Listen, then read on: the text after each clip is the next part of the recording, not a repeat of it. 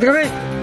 Тема в днешното наше ревю е един изпарител от Корнинг от свое место. Това е Кайфун 5, но вариант мини. Изпарител е производство на XXK, една известна фирма за клониране на оригинали. Общо добре се представят. В опаковката, както виждате, доста сходна с оригинала, включително и холограмния стикер. Така, какво има вътре и какво представлява изпарителя Кайфун 5 мини? Така, в кутийката има две по-малки кутийки, инструкция за работа с изпарителя, копие на оригинала, както виждате, с всичките надписи по него. Така, в по-малката кутийка има резервни части, китче с всички резервни части, отвърка, винчета и така нататък. И металният танк за кайфуна. Така, в другата кутийка съответно е и самия изпарител.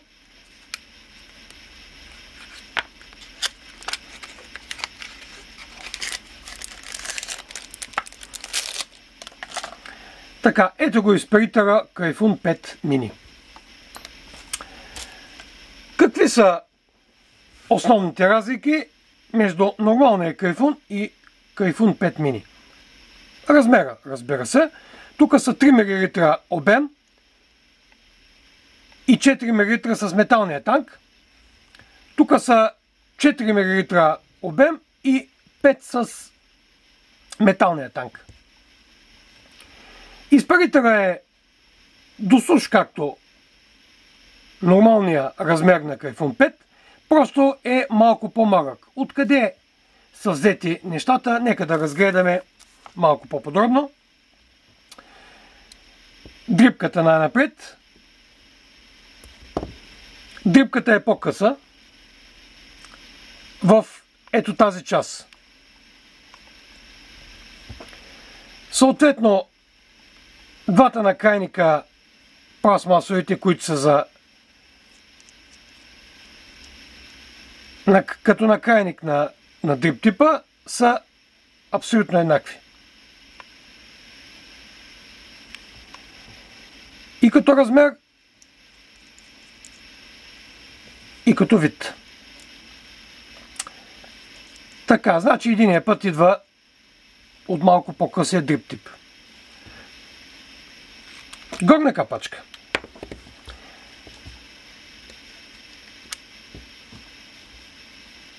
Има разлика и в горната капачка. Има разлика в дължината, където влиза дрип типа.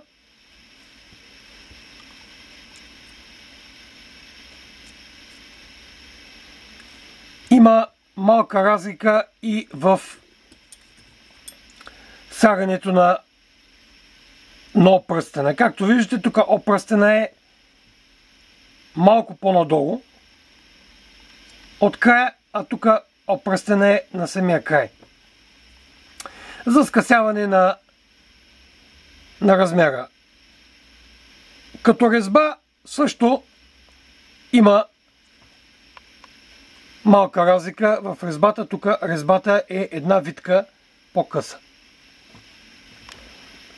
Надявам се да виждате добре. Така.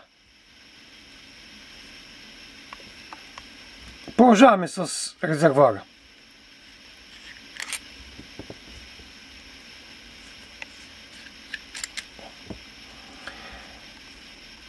Разлика има и в резервуарите. Диаметър отново е 22, но тук има разлика от... Сега ще ви кажа. Значи този резервуар е 40,8 Този резервоар е 34,8. В горната капачка разликата е 14,9 тук срещу 10,9 тук. В дрифт типите като цяло разликата е 13,9 на Кайфун Мини и 16 на Кайфун 5 нормалния размер. Така.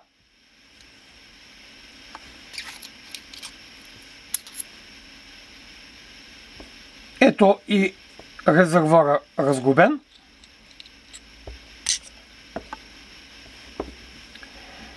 Да започнем с разликите. Ето тук има разлика в резервоарите в дължината. На металния резервоар размер е 24, на нормалния Кайфун е 27,5 и стъклото съответно е 24,1 на малкия Кайфун. В горния държач на резервоара няма разлики във външния вид, има разлики в размера. Тук сме на 8,9, тук сме на 7,4. Камбана. Разбира се, нормално е, има разлика и в камбаната.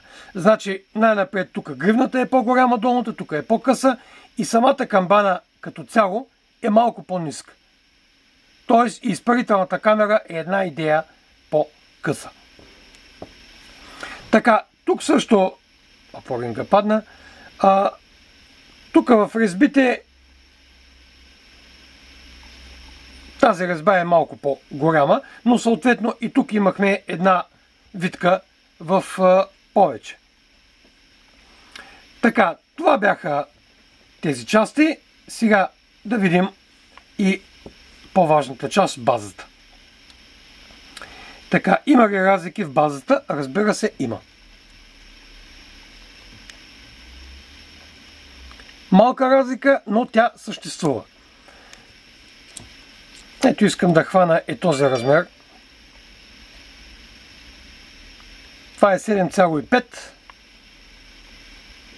Тук отново е 7,5. Тоест, в горната част, където са държачите, разлики в двата изпарителя няма. Отвора въздушния под нагревателя е 3,1. Тук даже е 3,15. Тук обаче на черния принципно е 3,1. Малко по-малък една идея. По принцип на Кайфуна е някъде около 3,15, 3,2 въздушния отвор. На черния просто е една идея по-слаб. Така, отворите за поемане на течност са еднакви по размер. Излоратора е също еднакъв по размер. Нещата са доста сходни. Така, откъде идва разликата в размера? Идва най-напред от по-малкото витки в долната част на базата, където се завива резервоара.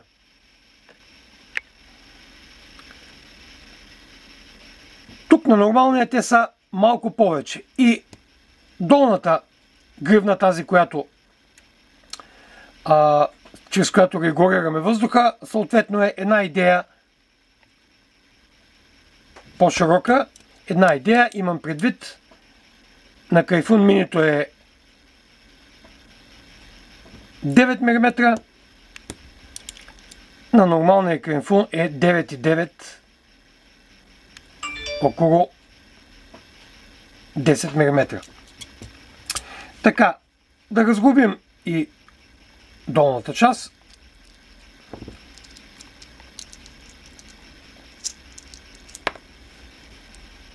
Където е самия реглаж на въздуха.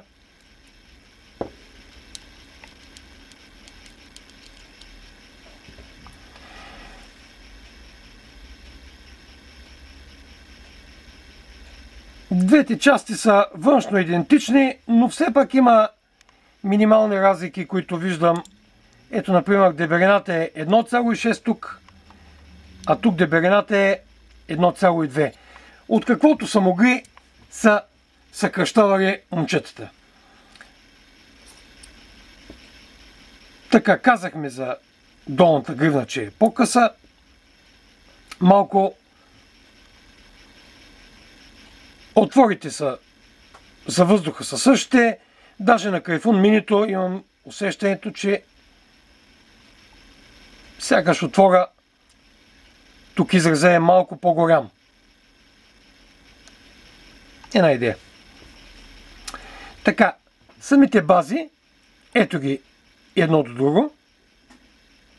В долната част забелязвате, че разлика няма. Има разлика в по-малкото резби тук.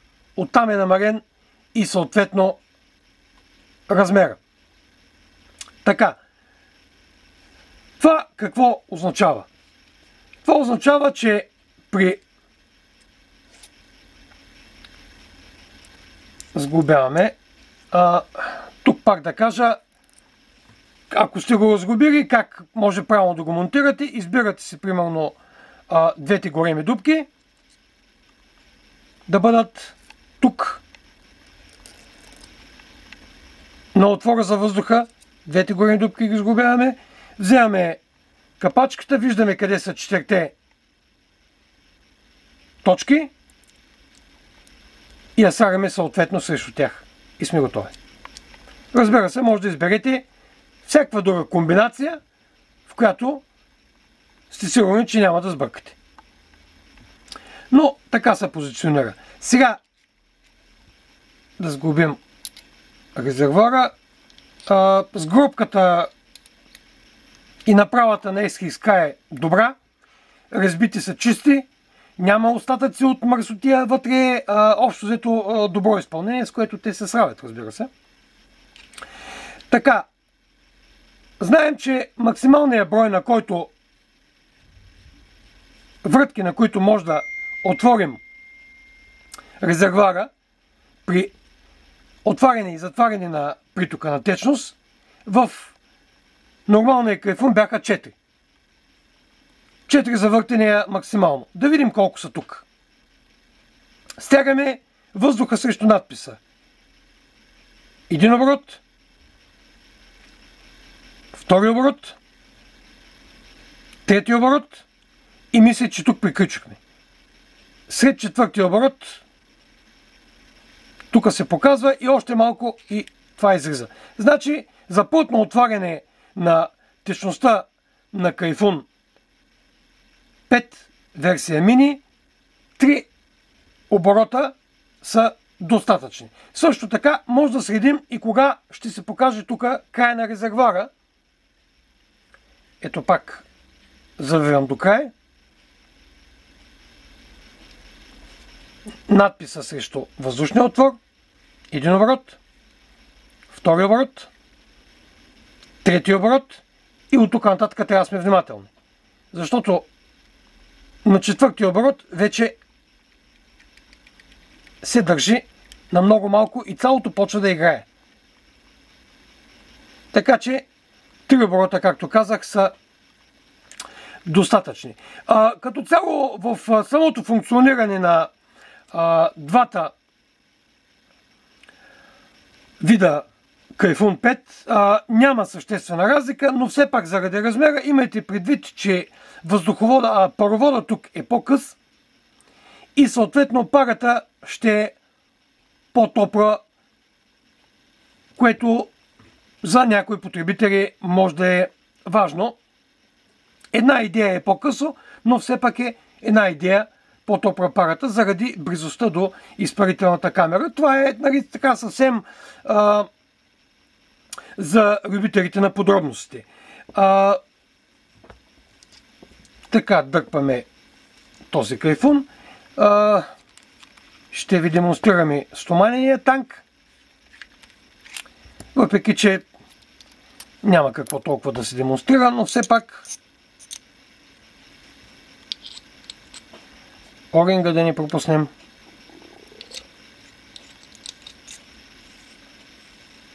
Така. Ето Кайфун 5 мини с стоманен танк. Малък компактен изпарител с намален обем за почитателите на по-малки изпарители. Ако някой не изпарява такива големи количества, в край на краищата това е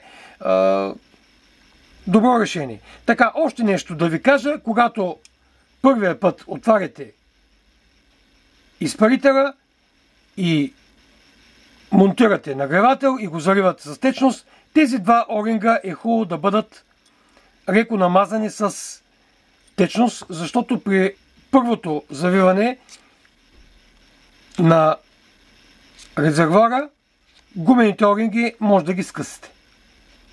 Това мисля, че го пише в инструкцията. Задължително е просто да намажете тези оринги. Хубаво е всички оринги да бъдат намазани по идея, но тези двата задължително е хубаво да се смажат, защото може да го закъсате дори нов оринг още при първото развъртане.